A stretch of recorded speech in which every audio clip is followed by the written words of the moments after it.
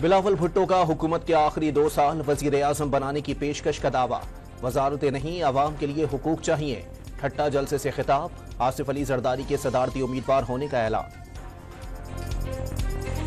नून league और peoples party कमेटियों के दरमियान वज़ा करदा ज़ाब्ते की पासदारी की जाए। तय हुआ था कि कमेटी का कोई रुकन ज़ेरे गौर नकात पर बयानबाजी नहीं करेगा। इसहाक डार का बयान कल 5वीं नशिस्त में अहम पेशरफ्त का इम्कान जाहिर कर दिया। नून लीग विफाक में पीपल्स पार्टी और मुत्तहदा से मिलकर हुकूमत बनाने को तैयार। ख्वाजा आसिफ ने तस्दीक कर दी।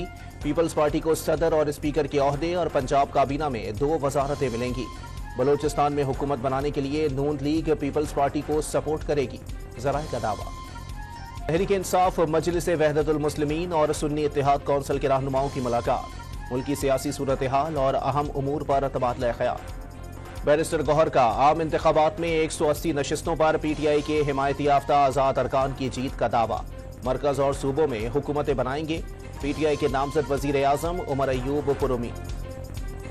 ब्यूरोक्रेसी को धमकियों का मतलब रियासती निज़ाम में इंतशार पैदा करना है। ब्यूरोक्रेसी को कानून शिकनी पर उकसाने वालों से कानून के मुताबिक निपटेंगे, मरियम नवाज का बयान।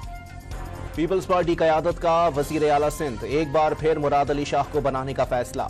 मुराद अली शाह खजाना और दाखिला का कलमदान भी अपने पास रखेंगे।